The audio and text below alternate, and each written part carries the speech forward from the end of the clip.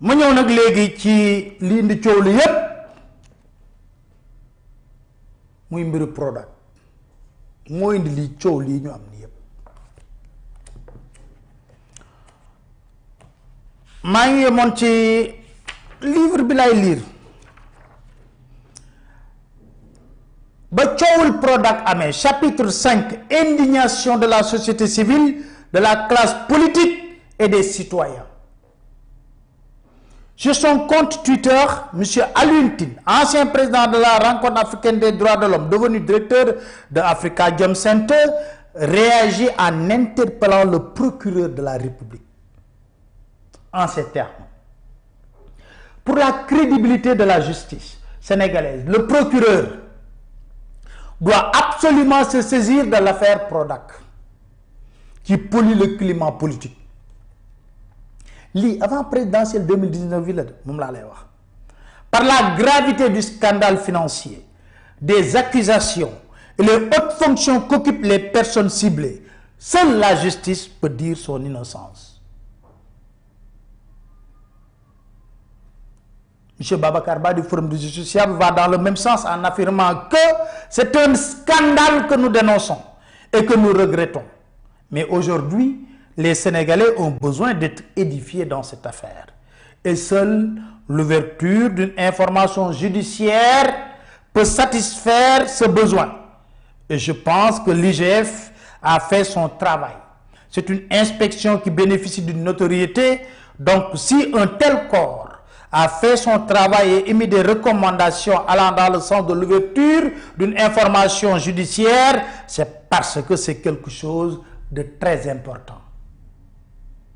Comme cela ne suffisait pas, M. Ba ajoute, le procureur de la République en tant qu'avocat de la société est dans l'obligation d'ouvrir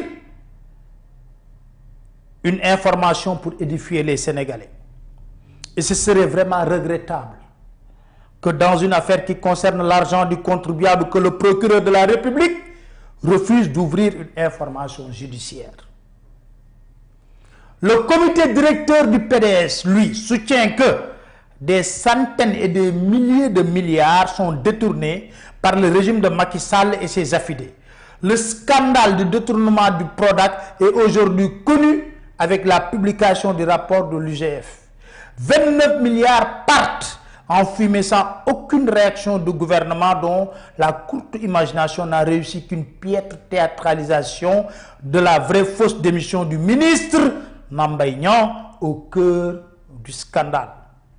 Les centaines de milliers d'employés annoncés dans ce projet apparaissent comme un mirage vite effacé. Et c'est toute la jeunesse de notre pays et les chômeurs qui font les frais de ce fiasco. Ce scandale n'est malheureusement que le plus récent dévoilé de la cohorte. M. Ibrahima Dem, ancien magistrat et président du mouvement politique Ensemble Change le Sénégal, indique dans un entretien accordé au journal Walfadjri rapporté par le site actuplus.sn que l'ancien ministre de la Jeunesse, Mame Niang, aurait soutenu démissionner pour convenance personnelle et que de toutes les manières, s'il est avéré qu'il y a eu des manquements, où les auteurs doivent en répondre. Ce qui est intéressant dans cette affaire, c'est que c'est de leur camp que les accusations sont venues. Il y a donc forcément quelque chose. Malheureusement, depuis 2000, on banalise les milliards détournés. Le président du parti Rewmi, M. Idrissa Seck, quant à lui, interpelle la société civile ainsi que les partenaires internationaux qui avaient aidé à financer les initiatives comme le Prodac pour éclairer les Sénégalais sur la gestion de ces fonds qui auraient pu aujourd'hui maintenir ces jeunes dans le cadre de projets viables pouvant générer des milliers d'emplois. Sur le site thiedakar.net, en date du 17 août 2018, il ajoute toujours que c'est seulement par une gestion rigoureuse de tels programmes, des ressources qui sont allouées, mais aussi une volonté politique de mettre en place une véritable politique de jeunesse, que nous pourrons ensemble mettre fin à ces drames de la migration. Quant à la jeunesse de son parti, le Rewmi, mooy scandale bi ba mu amee ñii ñëpp a waxoon les jeunes de Rewmi, elle avait décidé de porter cette affaire devant l'OFNAC. Interrogé par la radio Sud FM, M. Mori Gueye, secrétaire général du parti Rewmi, interpellant le procureur de la République, déclare: Khalifa Sall, le maire de Dakar, est sous les verrous pour avoir été épinglé dans le cadre de la gestion de la caisse de vente de sa municipalité. Parce que scandale bi mi ngi am ci diggante 2018 jëm 2019. Le pouvoir de Macky Sall lui reprocherait des malversations financières estimées à 1,8 milliard. Mais avec le scandale financier du Prodac, estimé à 29 milliards, et dont l'actuel ministre du Tourisme, Mame Mbaye Niang, serait épinglé, le procureur de la République peine toujours à s'autosaisir. Monsieur As Babakar Gueye, secrétaire national en charge des élections du Rewmi, Assène, le Sénégal doit dépasser ce traitement différencié et spécial de ses concitoyens devant la loi. Car avec le dossier Prodac, Macky a montré qu'il y a une justice à deux vitesses.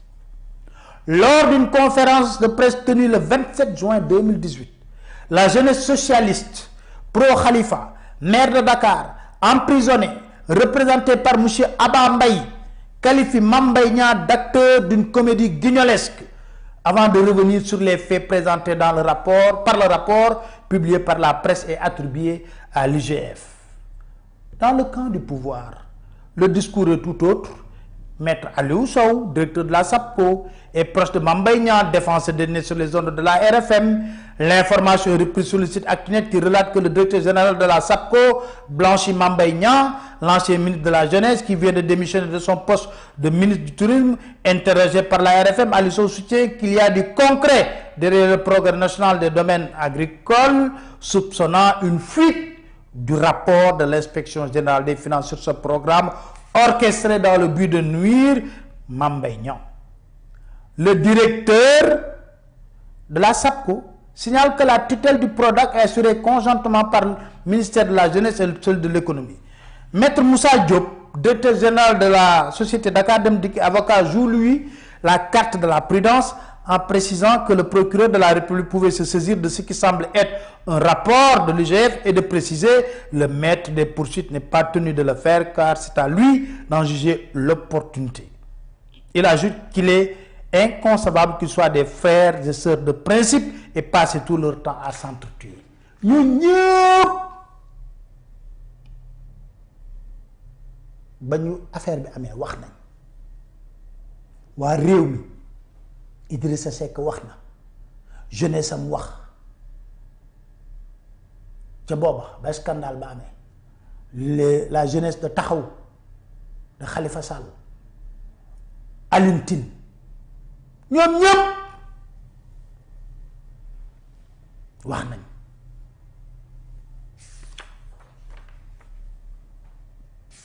Léegi nag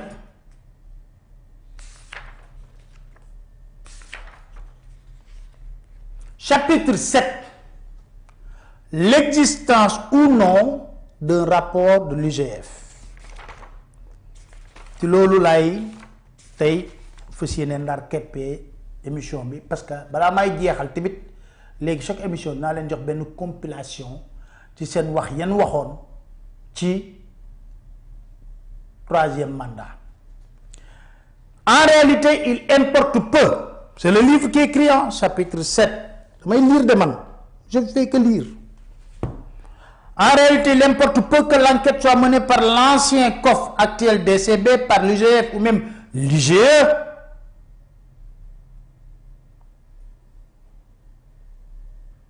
L'intérêt des Sénégalais est de savoir si les faits d'une extrême gravité relatés dans le document publié par la presse et attribué à l'IGF sont avérés au regard des 1000 emplois que le projet devait générer.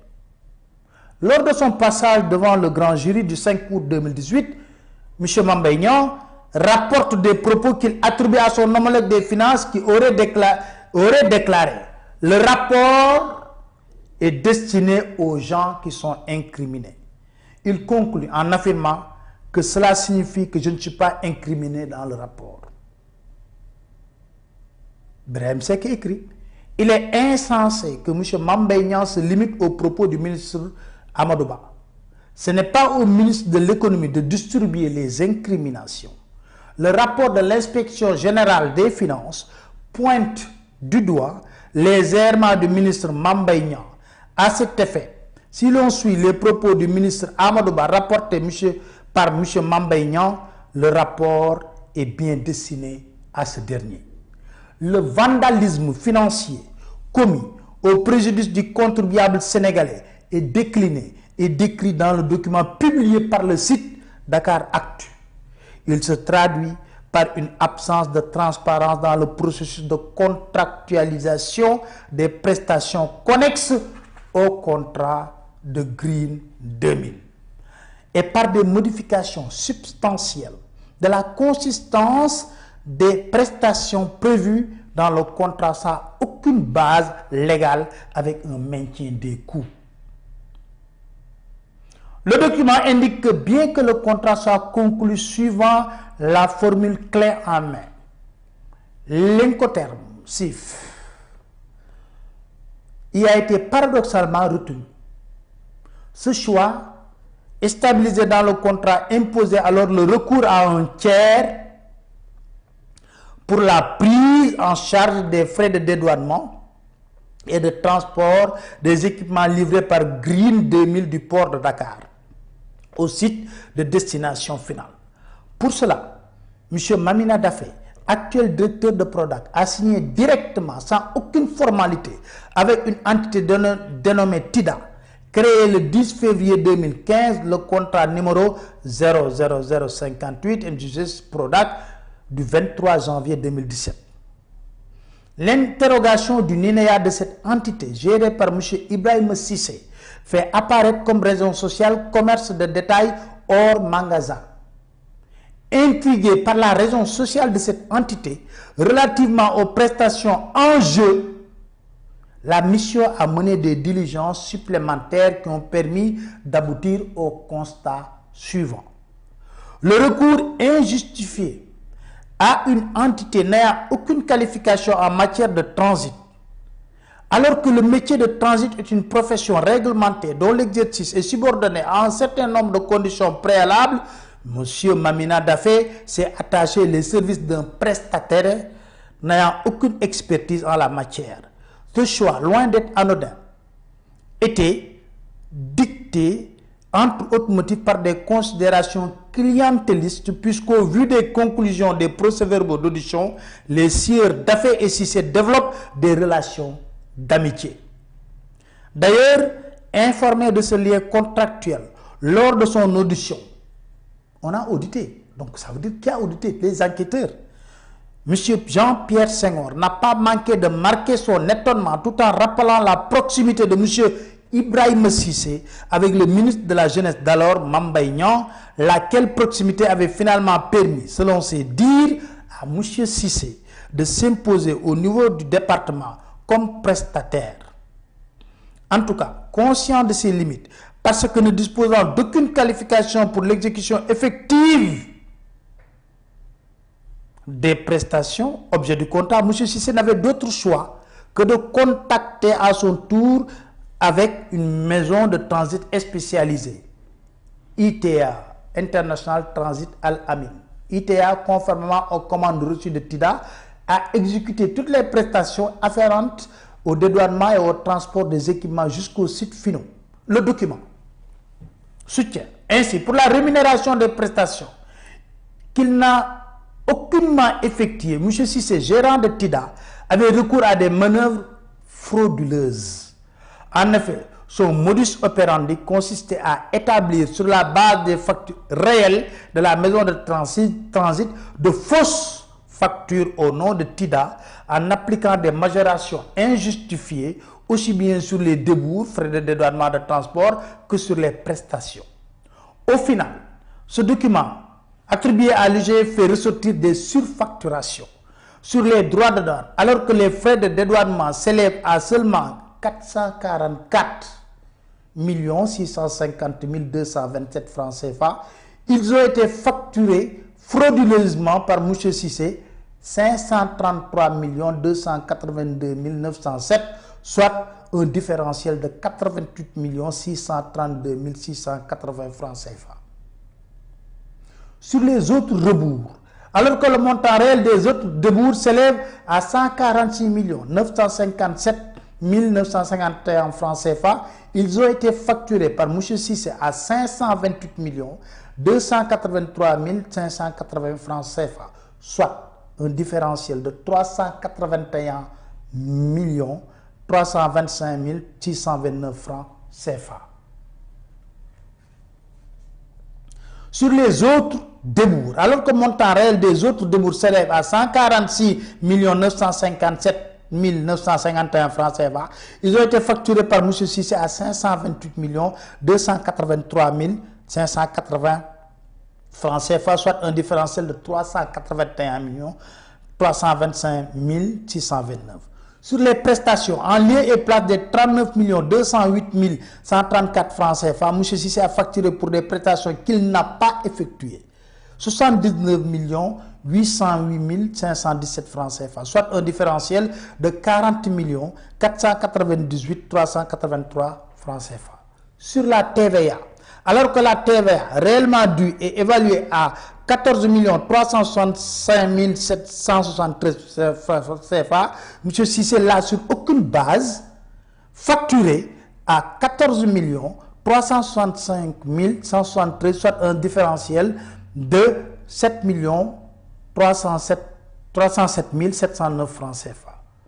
Ces révélations, poursuit Birahim Seck, consignées dans le rapport, indiquant lieu et place des 637 873 000 francs CFA, 773 francs dus au transport, Birahim Cissé, de fausses factures, a fait payer à Locafrique 1 milliard 155 738 177 francs CFA. Lolo, le monsieur Cissé, Ibrahim Cissé, Dour, 1 milliard 705, soit un différentiel de 517 864 000 francs 401 francs CFA indûment perçus. Cette situation a apporté un préjudice financier à l'État et constitutive de faux, usage de faux et d'escroquerie sur les deniers publics. Par conséquent, la mission recommande la traduction de M. Ibrahim Cissé devant les tribunaux compétents pour les délits de faux et usage de faux et d'escroquerie portant sur les deniers publics pour un montant de 517 864 401 francs CFA. C'est un constat des faits précités que l'IGF a recommandé par note numéro 093 du 1er mars 2018 la résiliation du contrat avec TIDA et le recours sans intermédiaire à des maisons de transit spécialisées. On a un rapport UGF amna, bu UGF demain bay def recommandation. Suivant cette démarche, il s'agit que le document fait ressortir qu'indépendamment de cet aspect frauduleux, le contrat conclu avec TIDA appelle les autres remarques ci-après. Définition très évasive de l'objet du contrat sans déterminer des obligations de chaque partie. Des délais d'exécution, des délais de paiement, des sanctions en cas de non-respect, enregistrement du contrat au niveau de la police des parcelles assainies valant certification de signature et non auprès des services compétents.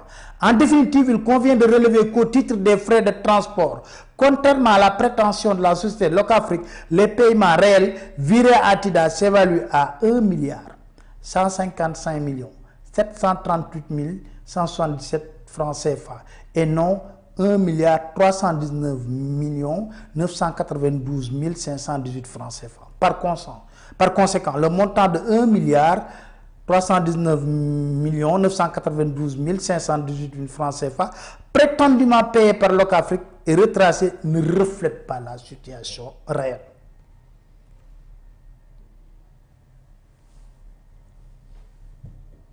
Je continue. Vamos. Tout est des. Je continue à lire. ma continuer lire leen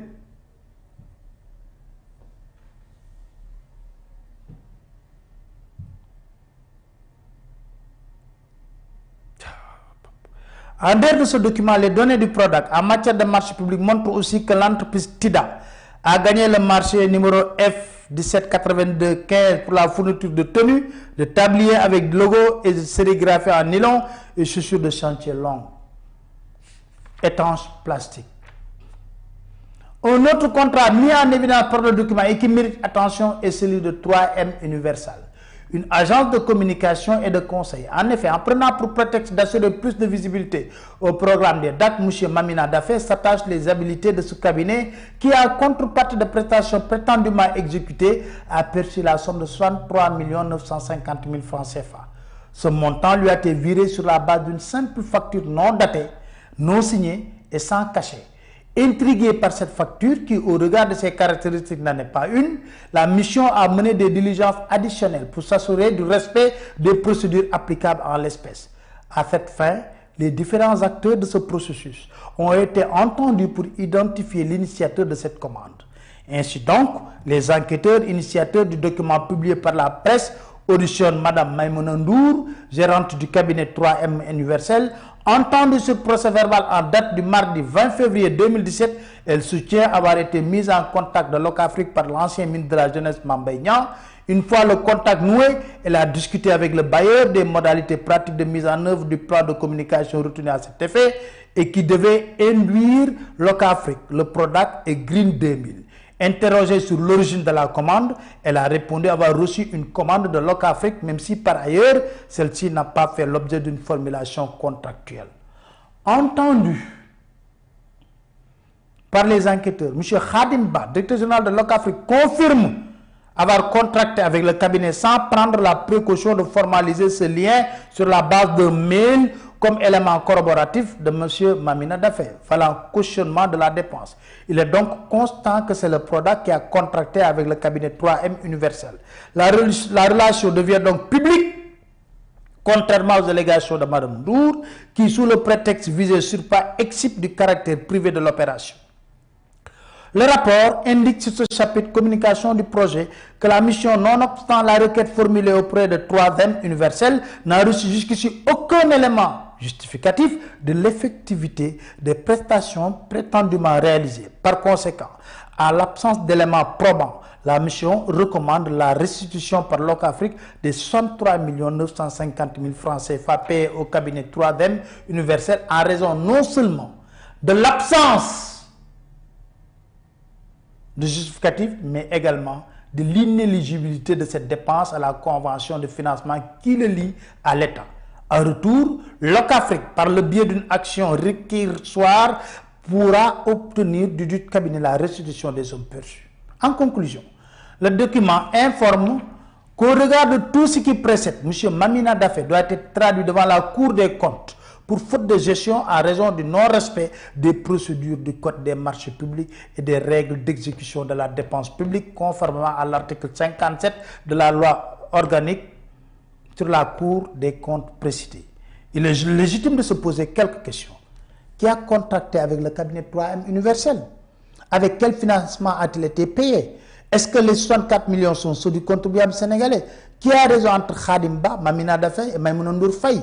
Ces révélations faites par les inspecteurs ont eu pour effet de faire réagir les responsables du cabinet 3M Universel dans un communiqué qualifiant le rapport du document du GF font les précisions suivantes. C'est avec regret que la direction du cabinet 3M Universel a appris avec une certaine presse qu'il serait cité dans un rapport concernant la gestion du Prodac. Le cabinet 3M Universel tient à informer l'opinion nationale et internationale qu'il n'a exécuté aucune prestation avec le Prodac. 3M Universel a été engagé par Locafrique, une banque privée, afin d'organiser une campagne de communication portant sur un séminaire d'information d'imprégnation à l'hôtel de Ngordiarama, une visite au DAC de Sefa à Sédhiou, une tournée au DAC de Kermomarsar, la couverture commerciale du lancement du DAC de Sangalkam. Finalement reporté pour indisponibilité de l'autorité suprême. La facture de la prestation a été prise en charge par Locafrique. Green 2000 en a supporté une partie. Une vingtaine de médias a pris part à cette campagne de communication sur 3 jours. Ces médias ont assuré la couverture et réalisé des publi-reportages grand angle sur les dates de CFA et de Kerbomarsar. Ils pourront tous en attester. Les prestations dues ont été soldées et les supports de communication réalisés et présentés comme justificatifs à l'organe vérificateur qui n'a pas jugé utile de les conserver parce que nous confirmons n'avoir rien à nous reprocher. Troisième universel s'étonne que l'on parle de prestations fictives dès lors que tous les médias peuvent attester de la réalité de cette prestation, de même que les journalistes ayant pris part à ces 3 jours de tournée. Nous nous inscrivons en faux contre les allégations contenues dans le document de l'UGF. Troisième universel est une entité privée et ne peut nullement disposer de fonds politiques, de fonds publics. Là, les pièces justificatives des prestations réalisées par les médias en sont des preuves. C'est pourquoi nous nous inscrivons en faux contre les conclusions de ce rapport en assumant la pleine responsabilité. Notre image est à ce prix. Nous précisons d'ailleurs que nous n'étions pas obligés de déférer à la convocation de ce service parce que nous avons traité avec une banque agricole privée qui n'est pas soumise aux règles de la comptabilité publique. Par ailleurs, nous avons remarqué un dénigrement constant organisé par un groupe de presse de la place et des médias satellitaires aux fins de discréditer 3e universel. Ce groupe de presse qui a le même positionnement commercial que 3e universel mène depuis un certain temps une campagne de diabolisation qui est contraire à toutes les règles d'élégance professionnelle. Cependant, cette tentative de diabolisation sans nom nous laisse de marbre. 3e universel reste et demeure une agence de communication soucieuse de son image et du professionnalisme dont elle a toujours fait montre. Voilà. Donc, tey fi laa yem ba suba ma dellu si waat